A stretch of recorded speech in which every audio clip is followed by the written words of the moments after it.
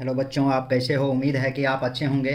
तो बच्चों, हम आज इस वीडियो में आप लोगों के लिए बहुत ही महत्वपूर्ण प्रश्न पृष्ठीय क्षेत्रफल और आयतन का लाए हैं, जो कि आप लोगों के लिए बहुत ही इम्पोर्टेंट है बच्चों। अर्थात आज आपको मैं सरफेस एरियाज एंड वॉल्यूम का पार्ट 6 को बताएंगे, जो कि आप लोगों के लिए बहुत ही इम्पोर्टेंट है बच्चों। और आज पार्ट 6 लेके आए हैं सरफेस एरियाज एंड वॉल्यूम का बच्चों। तो बच्चों, पहला सवाल है, किसी लंबवृत्तीय शंकु के आधार की त्रिज्या 3 सेंटीमीटर, ऊंचाई 7 सेंटीमीटर है, तो उसका आयतन क्या होगा? ए में 60 सेंटीमीटर स्क्वायर, बी में 65 सेंटीमीटर स्क्वायर, सी में 66 सेंटीमीटर क्यूब और डी में 68 सेंटीमीटर क्यूब। बच्चों, शंकु का आयतन, बच्चों आप जानते हैं शंकु का आयतन 1/3 पाई आर स्क्वायर एच होता है। और बच्चों, शंकु इस तरह से बनता है। यह एक शंकु हुआ और यहाँ से यहाँ आर होता है, यहाँ से यहाँ एच होता है बच्चों, ये एच होता है। और इसको एल, इसको आर, और ये एल को त्रियक ऊंचाई कहते हैं बच्चों, त्रियक ऊंचाई, और इसे ऊंचाई कहते हैं बच्चों। तो आपको दिया क्या हुआ है? 1/3 पाई का मान 22/7, आर का मान 3 का स्क्वायर इंटू एच का मान 7, अर्थात 1/3 into 22/7 into 3 into 3 into 7, 7 7 cut जाएगा, 3 3 कट जाएगा, 22 गुना 3 अर्थात 66 सेंटीमीटर क्यूब होगा बच्चों। अर्थात 1 का आंसर हो जाएगा ऑप्शन नंबर सी।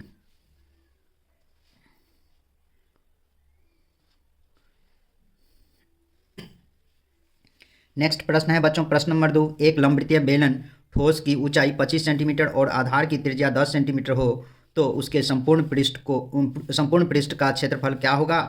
ए में 2000 सेंटीमीटर स्क्वायर, बी में 2100 सेंटीमीटर स्क्वायर, सी में 2200 सेंटीमीटर स्क्वायर और डी में 2500 सेंटीमीटर स्क्वायर। बच्चों, बेलन का आप जानते हैं, बेलन का संपूर्ण पृष्ठ क्षेत्रफल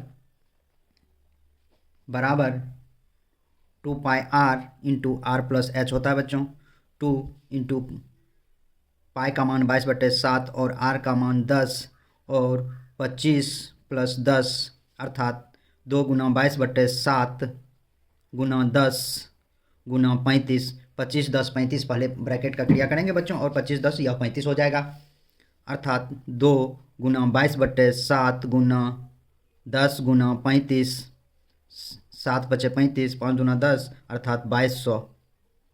बच्चों, इसको इससे मल्टीप्लाई करेंगे 10, और 10 को 10 से गुना करेंगे तो 100, 100 को 22 से गुना करेंगे तो 2200 सेंटीमीटर स्क्वायर हो जाएगा बच्चों। अर्थात 2 का आंसर हो जाएगा बच्चों ऑप्शन नंबर सी।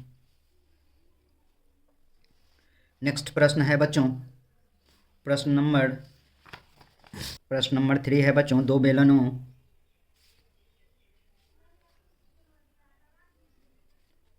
दो बेलनों की त्रिज्याओं का अनुपात 2:3 और उनकी ऊंचाइयों का अनुपात 3:2 है, तो उनके आयतनों का अनुपात क्या होगा? ए में 2:3, बी में 3:2 और सी में 4:9 और डी में 9:4 दिया हुआ है। माना कि बेलन की त्रिज्याएं क्रमशः 2r तथा 3r है, तथा ऊंचाई क्रमशः 3h एवं 2h है। तो अब बेलन का आयतन निकालेंगे। बेलन का आयतन बराबर पाई r1, इसे r1 मान ले, इसे r2, इसको h1, इसको h2 मान ले बच्चों। r1 h1, r1 square h1 पाई r2 h square into h2।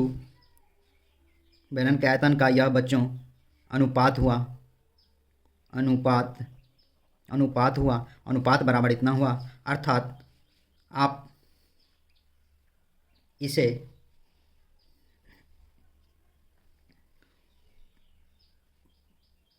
जैसे ये पाई r1 स्क्वायर h1 है बच्चों, पाई R2 स्क्वायर H2 है, तो पाई पाई एक जैसा है, काट देंगे बच्चों। अब R1 के जगह पे 2R का square into 3H bye 3R का स्क्वायर इंटू 2H लिखेंगे बच्चों। 2R का स्क्वायर 2 दूना 4, R स्क्वायर इंटू 3H हो जाएगा बच्चों। 3 तिया 9, R स्क्वायर इंटू 2H हो जाएगा बच्चों। R स्क्वायर कट जाएगा, H भी कट जाएगा। 3 3 जा 9, 2 2 जा 4, अर्थात 2/3, अर्थात यह हो जाएगा बच्चों 2:3, अर्थात 3 का आंसर हो जाएगा बच्चों ऑप्शन नंबर ए। चौथा नंबर नेक्स्ट प्रश्न, अर्थात चौथा नंबर फोर्थ प्रश्न है बच्चों, यदि किसी समबेलन की त्रिज्या आधी और ऊंचाई दुगुनी कर दी जाए तो पुराने और नए समबेलनों के आयतनों का अनुपात क्या होगा बच्चों। ए में 1:2, बी में 2:1 और सी में 1:3 और डी में 3:1। माना कि त्रिज्या इक्वल टू आर तथा नया त्रिज्या इक्वल टू R/2 एवं ऊंचाई बराबर h तथा नया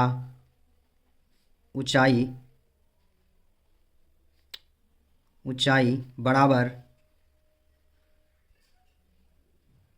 2h। अब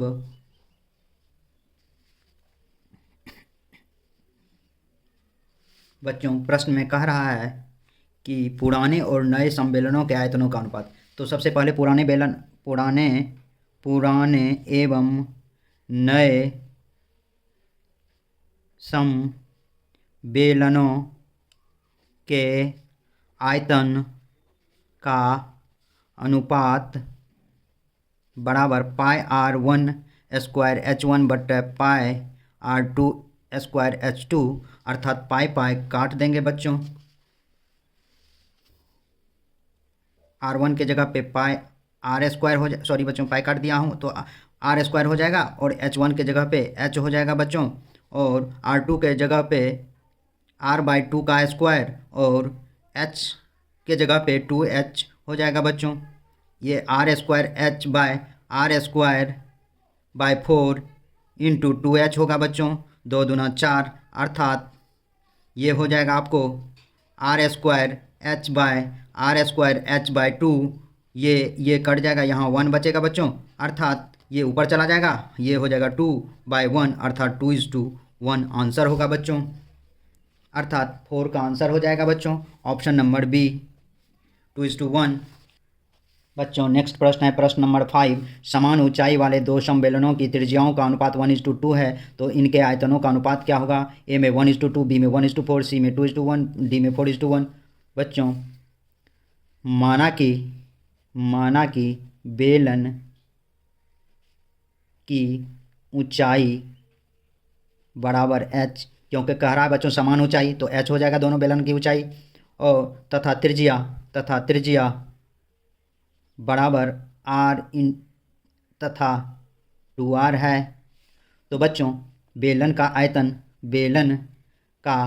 आयतन बराबर पाई R1 square H by pi R2 square H, अर्थात देखिए बच्चों आप देख रहे हैं कि H इक्वल है, तो H को भी काट देंगे, ये और ये इक्वल है तो उसको भी काट देंगे, अर्थात R1 बाय R2 का स्क्वायर आप लिख सकते हैं, और आपको जो रेशियो में दिया हुआ है 1/2 इसका स्क्वायर कर देंगे तो 1/4 हो जाएगा, अर्थात 1:4 आपको आंसर हो जाएगा बच्चों, अर्थात 5 का आंसर हो जाएगा बच्चों ऑप्शन नंबर बी।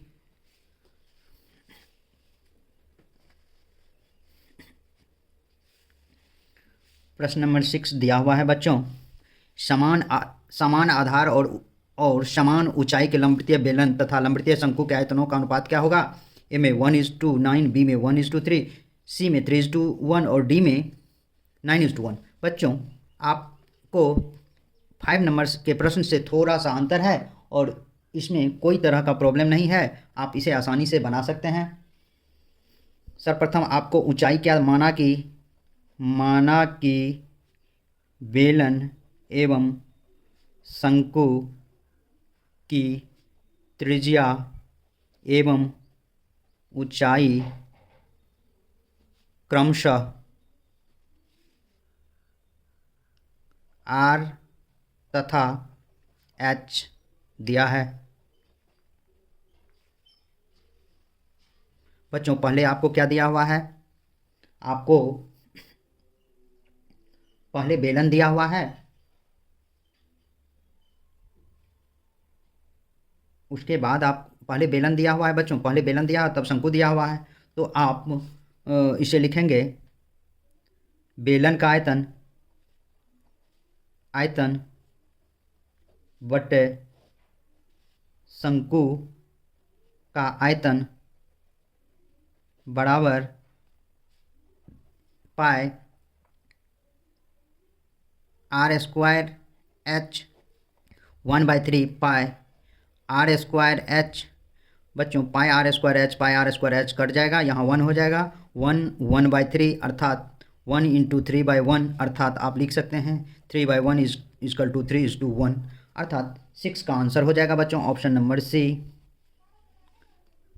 7 नंबर प्रश्न आपको दिया हुआ है बच्चों।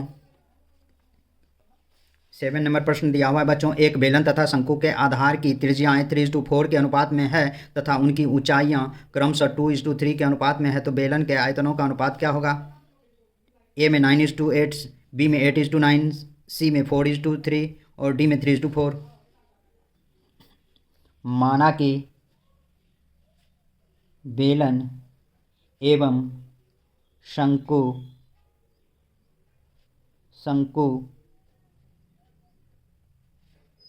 के त्रिज्या क्रमशः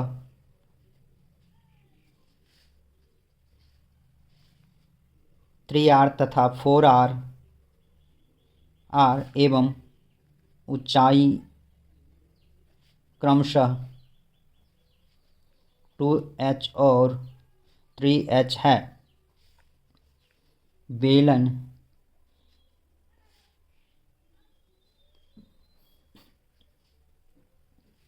एवं शंकु के आयतन का अनुपात बराबर पाई R 1 स्क्वायर H बटे 1/3 पाई R 2 स्क्वायर H1 H2 अर्थात आप इस पाई को काट सकते हैं, 1/3 को ऊपर ले जाएंगे तो 3 × R का अर्थ हो गया 3R का स्क्वायर और H1 के जगह पे 2H।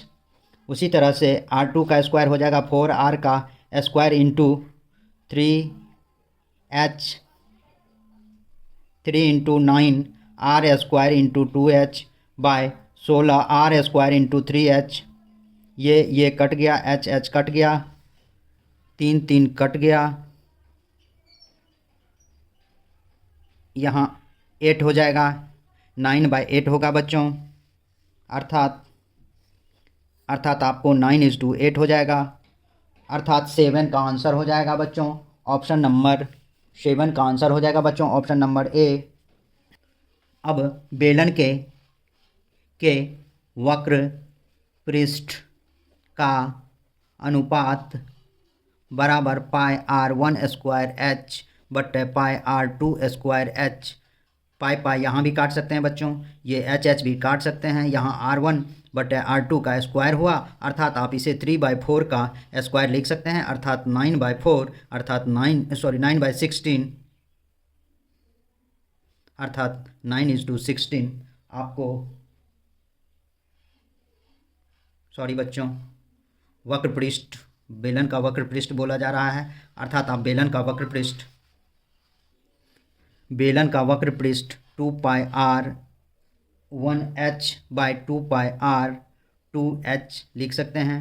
2π कट जाएगा, h भी कट जाएगा, r1 बाई r2 हो जाएगा, r1 का मान 3 और इसका मान 4 अर्थात ये 3:4 आपका आंसर हो जाएगा बच्चों अर्थात 8 का आंसर हो जाएगा बच्चों ऑप्शन नंबर डी।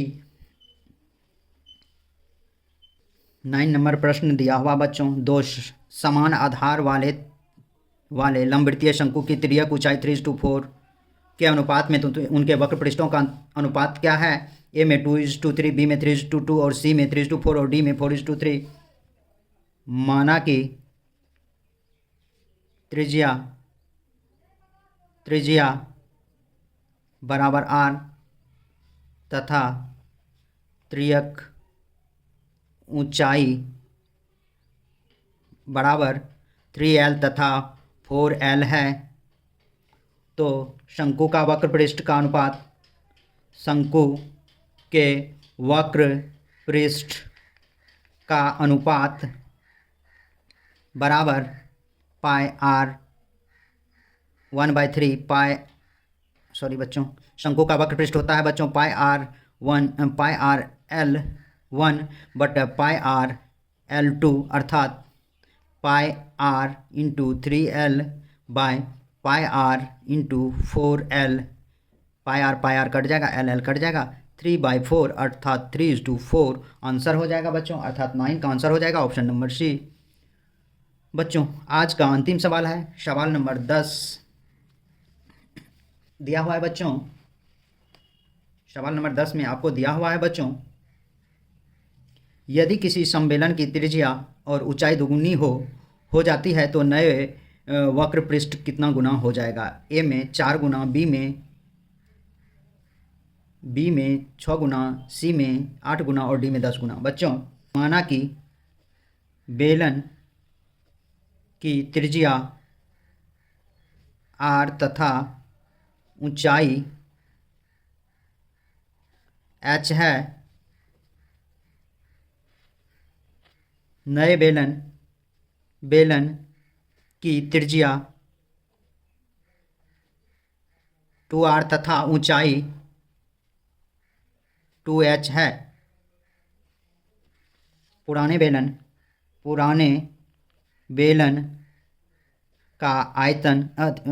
बेलन का वक्र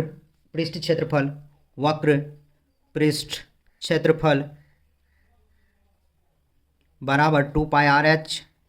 नए बेलन का वक्र पृष्ठ क्षेत्रफल बराबर 2 पाई r के बदले 2r और h के बदले 2h, अर्थात 2 पाई RH इंटू 4 अर्थात 4 इंटू 2 पाई RH, अर्थात पुराने वक्र पृष्ठ के क्षेत्रफल से 4 गुना है, अर्थात 10 का आंसर हो जाएगा बच्चों ऑप्शन नंबर ए। तो बच्चों आज के वीडियो में बस इतना ही। मेरे यूट्यूब चैनल पर बने रहने के लिए बहुत बहुत धन्यवाद, तथा ऐसे वीडियो को देखने के लिए हमारे चैनल को जरूर से जरूर सब्सक्राइब करें। तो बच्चों बहुत बहुत धन्यवाद।